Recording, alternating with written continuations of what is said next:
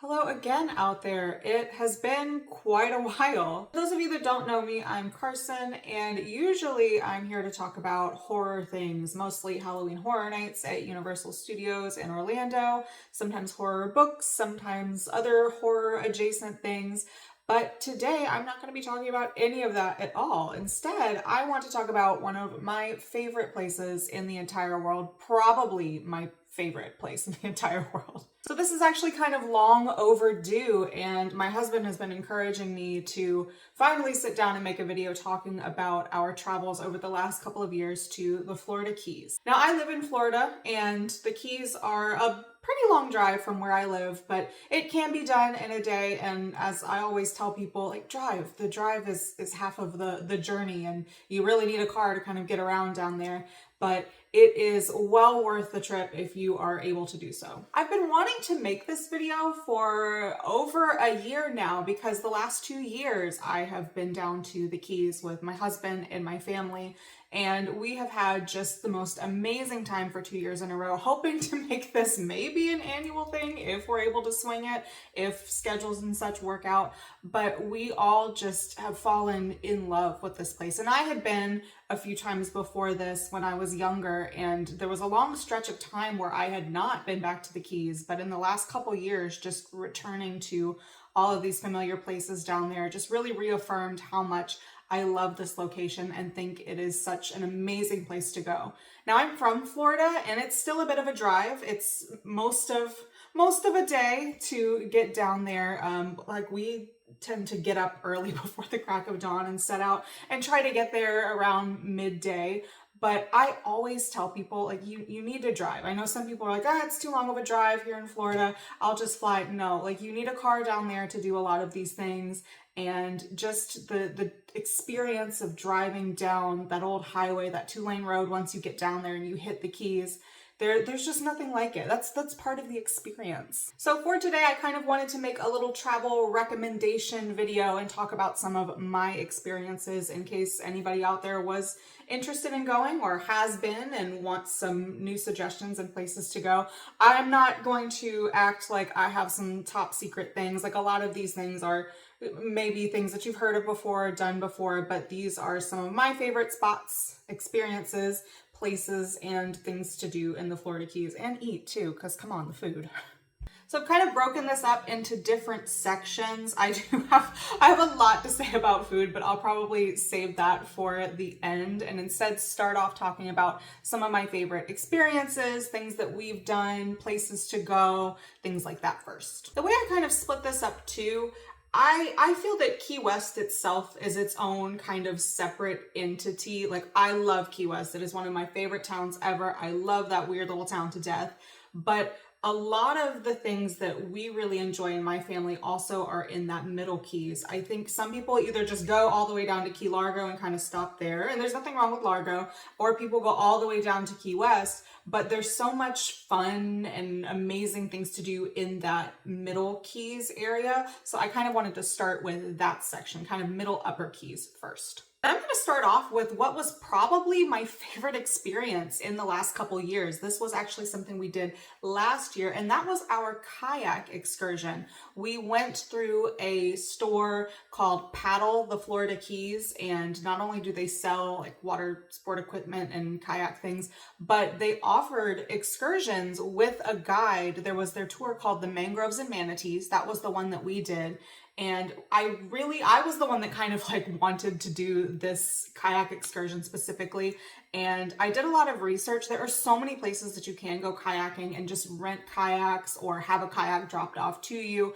But for our purposes, and especially since my parents were going to be there too, I thought it was best for us to get a guide for this trip. And we had an amazing guide, and they took us out into the waterway and through this really neat mangrove tunnel. And that was like being on a different planet, like going up under the mangroves where they completely covered you in this tunnel. And, you know, it was challenging, it was fun, it was active. We had the most beautiful weather the day we went on this trip. and I could not recommend this company more. They really did deliver. It was a couple of hours out there. They provided the kayaks and things for you. They did suggest that you bring like a dry bag to put things in, because we actually were able to take some pictures while we were out there, and our phones and everything were kept safe.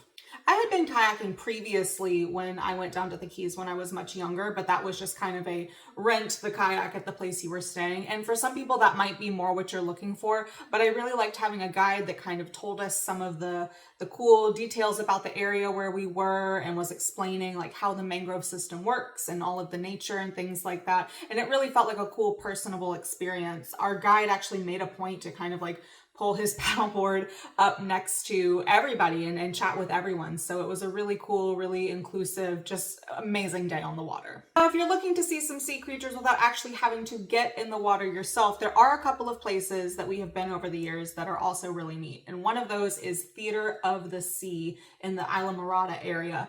And this place, it's very old Florida vibes. That's kind of how my parents described it, because, you know, back in the day, there were all these like old Florida roadside attractions. And I think Theater of the Sea is kind of a holdover from that era. Think like a SeaWorld shrunk down very, very small. This is a place where they have things like sea lions and dolphins and sharks and birds. And this is just like a nice place for them to thrive and be kept safe and all of that, while still allowing guests to come in and see their behaviors and take a look at them. It's really nice the way they're structured. You go in and you kind of like go from one section to the next. Everything is kind of scheduled in a way where you move throughout the park.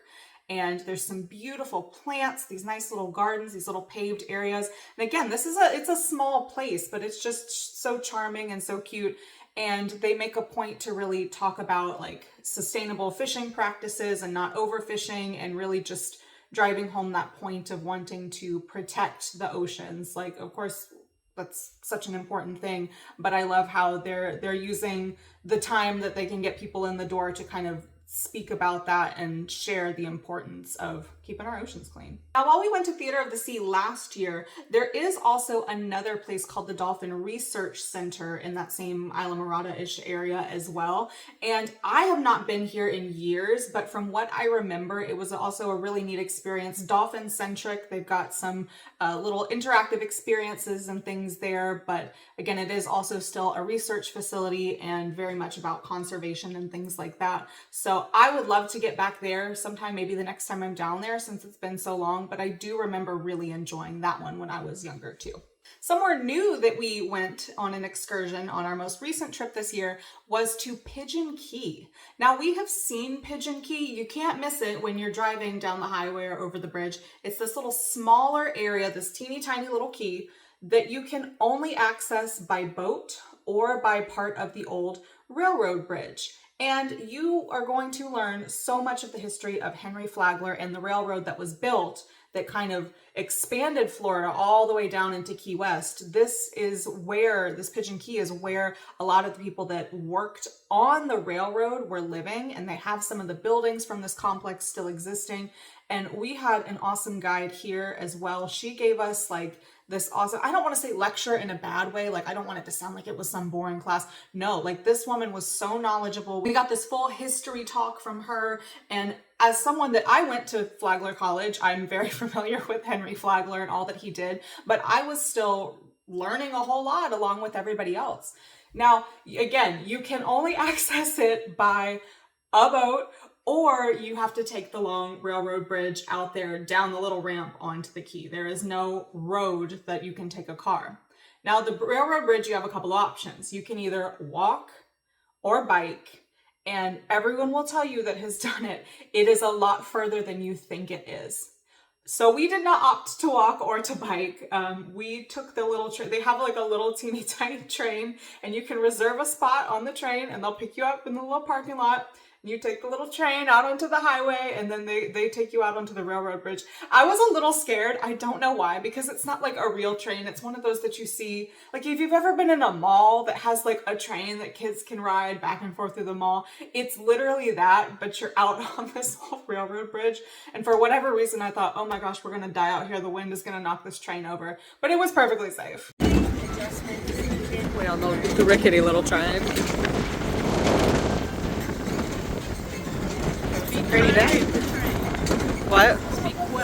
I am speaking well of the train.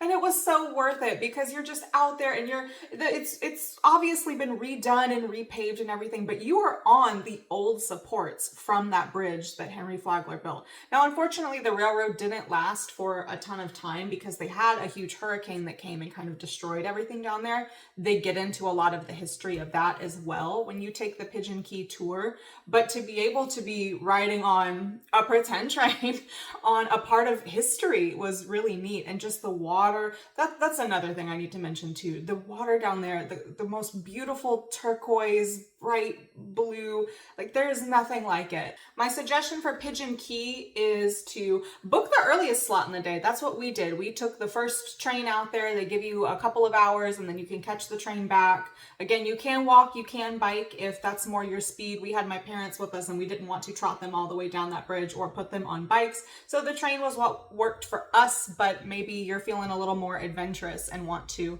take the journey on feet. Another new to us this year state park that we went to was Long Key State Park.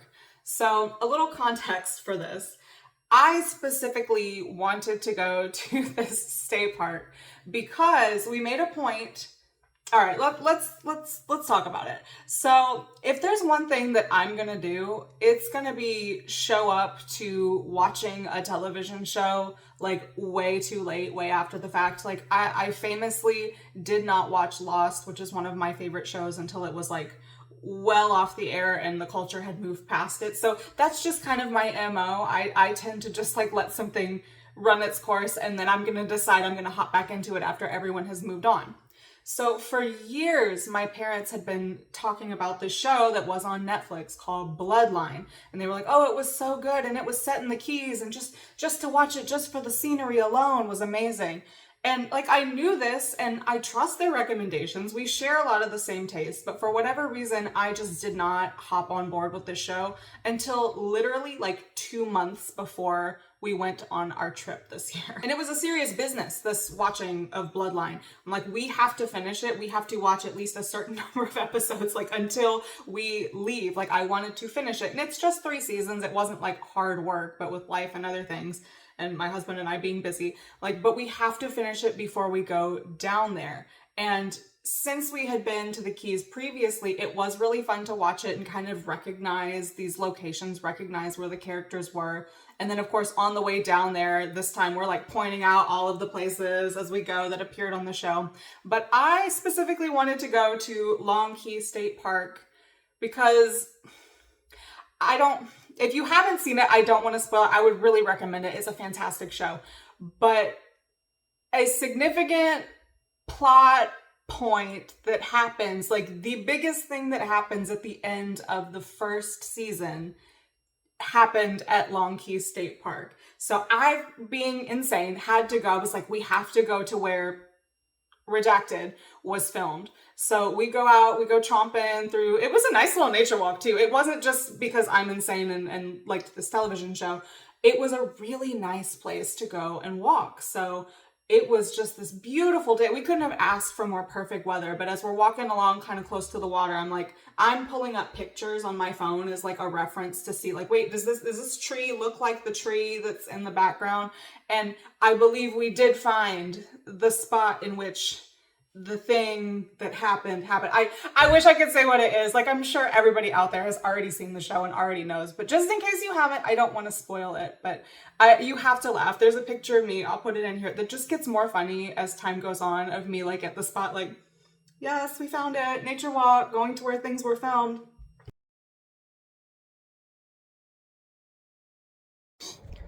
So if you've watched Bloodline, which we just watched, we are in the state park where something happens at the end of the first season and we're trying to find the beach location here. And I do have to be vulnerable and say that, like, if I had a nickel for every time I've made my family walk to a beach where they filmed a scene for something, I would have 2 nickels, because I did the same thing on Jekyll Island where they filmed a pivotal part of the end of X-Men First Class as well. But you have to laugh, and it was so embarrassing because like my parents were like, "Yeah, we told you this show was good. Like we've known forever." But I showed up too late, you guys. Like just watch Bloodline and then go to the Keys and have fun recognizing all the stops. So yes, shame me. I'm always gonna show up way too late to whatever TV show is popular. Did the same thing with Andor too. What's the common thing between those two shows? Can you even see my Funko Pop up there? I don't know. All right, those are some of my favorite things to do kind of in the more Middle Keys area, but let's take a drive all the way down to the southernmost point, Key West. Okay, just like the Theater of the Sea was very old Florida, I am an enormous fan of the aquarium in Key West at Mallory Square. It is not the typical aquarium that you think of when you think of like bigger scale aquariums. It is very small. It is very charming. They have just like a small little space there, but it is just so wholesome. And I've said since I was a child that this is my favorite aquarium. It is worth a visit. And when we were there last year, there was a cute little sea turtle that was enjoying getting its head scratched. And I thought that was just about one of the cutest things I had ever seen. And it's just a really nice little spot. And I love Mallory Square in Key West. Like, I don't care if it's touristy. There's just so much like fun stuff to do around that area. And it has a special place in my heart. I really connected with it when I was a kid. And then when we went back, I was just certain that it wasn't going to look the same, that they were going to have changed it. But no, we walked up to go to the aquarium and there's the same conch fritter stand that has been there since the first time I went down there right before I started middle school many years ago. I would be remiss if I didn't mention any of the Hemingway of it all of Key West, of course, very prolific writer. And the last 2 years that we've gone down there, I've kind of made a point that when I've gotten back home, I've tried another Hemingway book again. I read 2 of them in high school. It was not my thing. And listen, I love literature. I don't think you're ever too young to read something, but I just think that when it comes to Hemingway books specifically, I think that when you're older and you have a little bit more knowledge and context of the world and history and things like that, that kind of better informs you to be able to read and connect with Hemingway. Because at the time that we read A Farewell to Arms and The Old Man and the Sea, I just, you know, I didn't have enough like lived experience or enough of the context of the world and history. Like I had a basic, you know, like understanding of history, but I think you can appreciate him more when you're older. So last year when I came back, I read The Sun Also Rises. And then this year I came back and read For Whom the Bell Tolls, which my husband had really recommended to me. But Hemingway is such a big part of the Key West history and culture since he lived there. So let's talk about the Hemingway house. I guess the secret's out, or the secret has been out about the Hemingway house. You can go and tour where he lived in Key West. You can either take a guided tour or a self-paced one. I will say you're probably going to have to stand in line outside for a little bit. And if that's something that you don't want to do, I would suggest showing up early. But huge disclaimer, if you're going to the Hemingway house, if you are allergic to cats in any way, shape, or form, you're probably not going to have a great time. I remembered going here as a child and knowing that there were the six-toed cats, the famous six-toed cats, they have 6 toes, around the property, but I guess the cat population here has just boomed, and these cats have like a whole structure that they live in. They live lavish, and there are so many cats there that I was having a hard time. Everybody in my group was having a hard time with just like the cat smell and the dander and all of that. I guess we're all allergic. But it is still neat to go in there and see. I just definitely had to take a step outside and get some air because I couldn't be in the enclosed spot because the cats kind of come and go where they want in there. Keeping up with the Hemingway theme, one of my favorite things we did on this trip this year was to go to the Hemingway distillery down here. So Papa's Pilar, the rum brand, I had it before, really enjoyed it, and I don't typically drink a lot of rum. Rum is kind of one of those things that it's not really for me because it usually gives me a headache, but the Papa's Pilar is so good. And in this distillery here, you can go in and take a little tour of the distillery, get some of the history, and do a tasting. I thought it was well worth it. It was really awesome. And then you got like a little drink token to take to their adjacent bar. And in the bar, they have a statue of Papa Hemingway himself. and have a lot of cool pictures. I just thought it was really neat. And I feel like the older I get, like I said, I'm developing more of an appreciation for Hemingway, his writing. He definitely lived a very colorful, a very interesting life. But if you are a drinker, even if you're not, it's just a neat place to go in and take a look. But the tasting, you will taste some delicious beverages if you go here.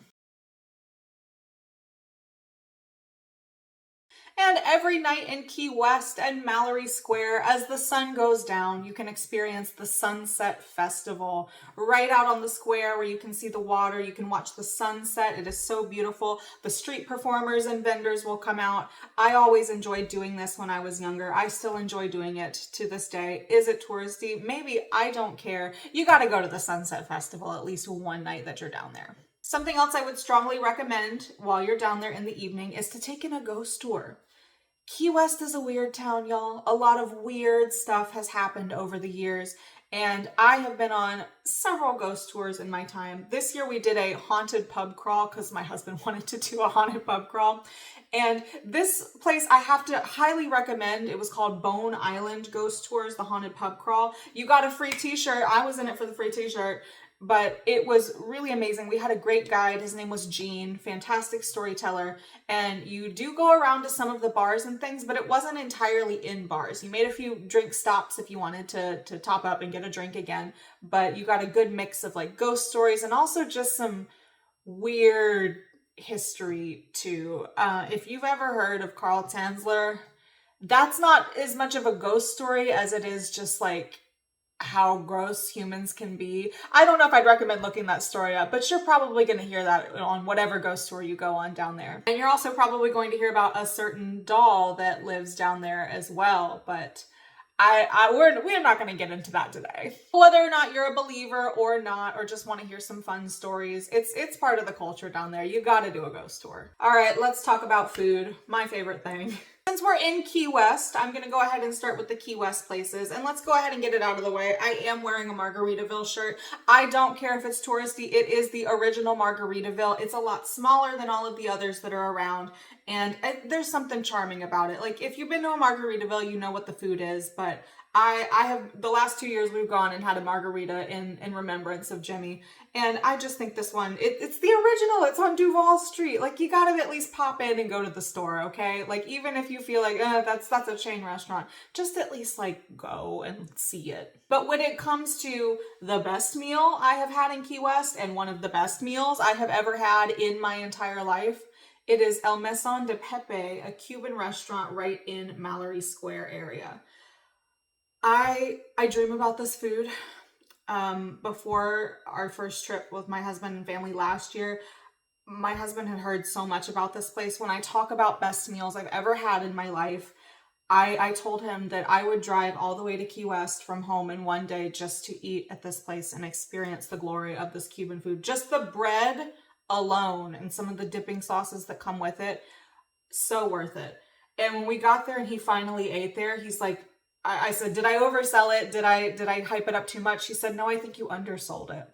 And the last couple years that we've been down, we've been for lunch. They are open for dinner. Sometimes there's live music outside. And I'm not much of a coffee person, but my dad and my husband swear by their little teeny tiny cup of Cuban coffee. That'll give you the jolt that you need. And they absolutely love it. But this food, like, if you are a fan of Cuban food, like, go here. It is unbelievable. Cuban coffee stop.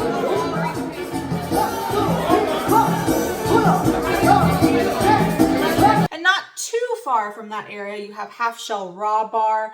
This place, it's just your typical like seafood open air place. But man, we had the crab claws when we were there, the stone crab claws, and they were so good. And I just have memories. I've eaten here just about every single trip that I've gone down there. And the food's really good. If you want just like a nice seafood lunch, Half Shell is where it's at. I would like to talk about Irish Kevin's bar and pub as well, specifically for these like potato bites that's basically just like deep fried mashed potatoes. I had not had them until this trip.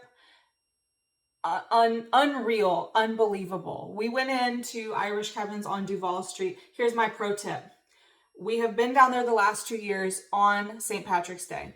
Do not try to go to Irish Kevin's on St. Patrick's Day.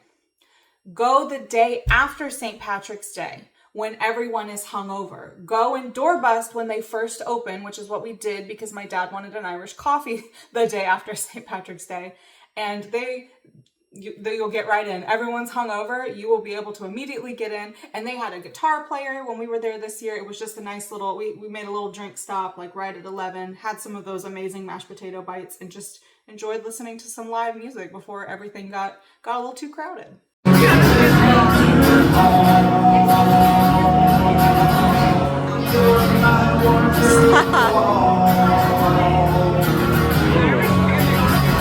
So speaking of bars, let's transition into some of my favorite drink spots down there. Like I said, Irish Kevin's. Do not try to go on St. Patrick's Day unless you want to, unless you like big crowds, because Duval Street will be jumping where all the major bars are. Like, it is always crowded on St. Patrick's Day. If that's what you like, that's what you like. If you want to wear your all green get up, do you. There were a ton of people down there, but we have found that you gotta go the day after. You can't talk about Key West bars without at least mentioning Sloppy Joe's.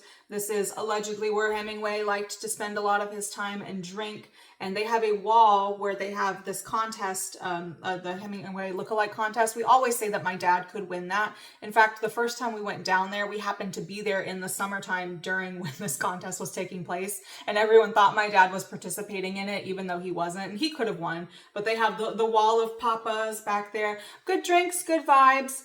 But actually, the location of the original Sloppy Joe's is where a bar that is our favorite exists today, and that is Captain Tony's. This is just a weird little divey place, dollar bills all over the wall, bras in the rafters. There's a haunted tree where they used to hang people back in the day that's still there. There's a gravestone in the bar. There's an actual skeleton behind the bar. All of these things you will hear about if you go on the Bone Island Haunted Pub Crawl. There are bottles of holy water within the wall as well, because this is one of the haunted establishments down there.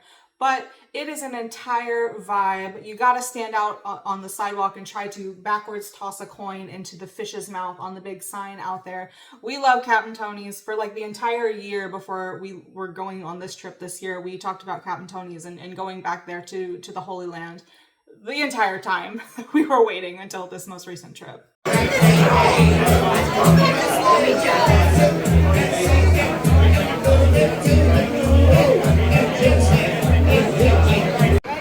Yep. Dang. Another cool little spot we stopped in was Blue Heaven. I wish we could have gone to eat the food there because I heard that is good too. We ended up just going before the kitchen had opened and just going to the bar area, and that was really nice too. It's a nice little courtyard, kind of eclectic, an entire vibe. I mean, everything down in Key West is kind of eclectic. Now, outside of Key West itself, I also have some other great food recommendations.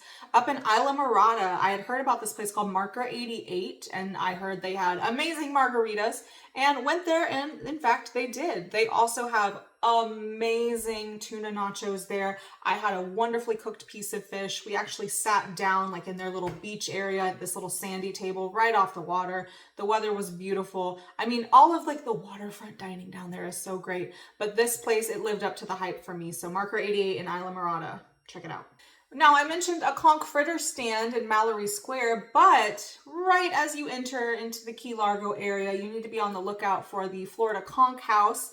And this, if you're gonna eat conch fritters, if you don't know what conch is, you either like it or you don't. It's kind of like oysters in that way. I'm not a huge fan. I have eaten a fritter or two in my time, and if I were to eat them again, I would get them from the Florida Conch House because they were really good there. Near the Marathon area, there is another restaurant called the Galley Wreck that we really liked.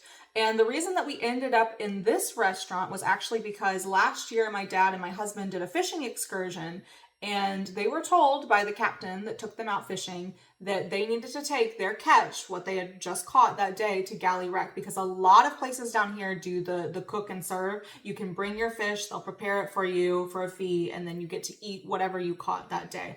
A lot of places do it. This guy recommended Galley Wreck to us, and it was well worth it. It was so good. Just one of the most perfectly cooked pieces of fish that I have ever had. Love that place. I also have to mention Lazy Days in the Isla Morada area. They also cook a mean piece of fish and they make a mean key lime pie martini. And ironically, when we ate there last year and this year, they ended up seating us at the same table out on their covered patio overlooking the water. We had been in the car all morning and we knew, we had planned, we're going to drive down there. We're going to get there around lunchtime. We are going to Lazy Days. And when we got there, it was like everything was right with the world. We got out of the car. We could smell the salt air right off of the ocean. And it was like, we've made it. We're finally home. But the number one place that I have to recommend to eat in the Florida Keys, and I would say, like, I don't want to blow up my spot, but I think people already know about my spot. And if you know, you know. And this place is Keys Fisheries in Marathon. So here's what you're going to do. You're going to park. You're going to walk up. You're going to stand in a line because you order at a window here. There's one window, so you got to wait your turn. You got to be patient. They even have a sign that says this would be a 2-hour wait at Walt Disney World. The wait average is about 15 minutes here. I don't care how long that wait is. It is worth the wait. It is right in this little like harbor marina area. They've got boats. One time we saw a manatee drinking water out of a hose just next to one of the boats there. That was cool. They got a lot of sharks and pelicans that come up. And this is the spot to catch the sunset as well. My husband's favorite thing here are the peel and eat shrimp. Nothing super fancy, just like probably some Old Bay, some seasoned shrimp. Everything I've had here has been good, but probably one of the best things I've ever eaten in my life was from this most recent trip. They had stone crab tacos. Stone crab tacos. It came with like a little ancho chipotle sauce, some like shredded cabbage. I can't even talk. Like, it was so good. I think about it constantly, and it's like I will think about it every day until I am down there again and hopefully get to eat this again. It was just one of the specials that day. They have different specials. You know, they got standard things like fried shrimp, which I've had. They're really good. They got those really crispy little fries there as well. It's nothing fancy, but it's just good food. And I think there's even a sign there that says like, cheap seafood isn't good and good seafood isn't cheap. It's not the most expensive place. There's nothing fancy about it, just open air, but you've got to go here and you have got to go and time it right so you can catch the sunset. This is my favorite spot for sunset. And if you're sitting in their upstairs bar area, they bring around a little shot every night at sunset and they've got this little like poem that they recite and everyone cheers. And it's just, it's my favorite thing. Like, I think I love the Keys. I say the Keys is my favorite place in the world, but if we're talking about specific spots, then it's Keys Fisheries. Come upstairs to Keys Fisheries. You're enjoying the music with your hands together for this. Hey, I can't believe how good you are. So, all you folks around the bar, whether you travel from near or come from far, let's go see sunset on the sea. Something our lucky stars. We are in the Keys. Yes, for the last time. So you've done your fun activities, you've had your dinner. It would not be a trip to the Keys without finishing your day with a slice of key lime pie. Now I have to admit something. Up until last year's trip, I would tell you that I wasn't really a big fan of key lime pie. It was not my favorite. Lime just didn't really do it for me as a dessert. But I have changed my ways, and it is my life's journey to try key lime pie everywhere down there so I can find the best ones. And I have a few spots that I would like to recommend. First one, let's loop back to that Blue Heaven bar that I mentioned in Key West itself. Theirs was really, really, really good, but you're gonna get like a mile of meringue on the top of it, which was kind of fun too. This was the only one I had with that meringue on the top. Delicious. One of my favorites that I had. There's also Kermit's down there. Kermit's is kind of the famous little shop. Some people might say it's touristy. It's a good slice of key lime pie. They're actually just opened one in St. Augustine, Florida. And I was recently down there and got to try the key lime pie on a stick, the chocolate dipped one. That's big in Key West as well, but the Kermit's one is delicious. One at Galley Wreck, the place where I had the really good fish that my husband and my dad had caught. Theirs is more of like a cheesecake consistency, and I love cheesecake. Gun to my head, cheesecake is my favorite dessert. This one was a bit thicker in that way. A lot of people in my family really liked that one and claimed that as their favorite. I think my husband claims it as his favorite. But my number one favorite is from a place in the Marathon area, not very far at all from Keys Fisheries, which is very convenient, a place called Sweet Savannah's. This is another place where you are going to stand in a line. They have other desserts, they have cupcakes, they have ice cream, they have a little gift shop, and you are going to stand in a line. Just deal with it because whatever treat you get is going to be worth it. They have just plain slices of key lime pie, and they have the chocolate covered ones as well. And I dream about their chocolate covered key lime pie. Theirs is a little bit more like tart, a little more citrusy, which I like. And in a fruit dessert, for me personally, I don't need it to taste like sugar. I would like to actually taste some of the fruit. I love the consistency of it. I love the little bit of tartness with the sweetness of the chocolate. But this place, you can't go wrong with any dessert from Sweet Savannah's. But it is my personal favorite, key lime pie. So there you go. Some of my favorite places, activities, things to do in the Keys. Maybe some of this you are already familiar with. Maybe some of this you didn't know about at all. I just wanted to share some of my experience because I love the Keys so much. It is so beautiful. It is so relaxing. I think there is something good for the soul about going and being near the salt air. I think that's why they used to like send people to the seaside for their health. Because every time I'm down there, I just feel rejuvenated and just so happy. There's so much fun. There's so much positive energy. And I just think it's one of the most amazing places in the world. So if you are ever down that way, try to check some of these things out. Or maybe I've inspired you to take a trip to the Keys in the first place. In the meantime, I'm hoping to be back into my spooky stuff before long. I got a lot of thoughts. I got a lot of feelings about some things. It's good to be back here talking and sharing my thoughts and feelings on things yet again. So I'll see you guys next time.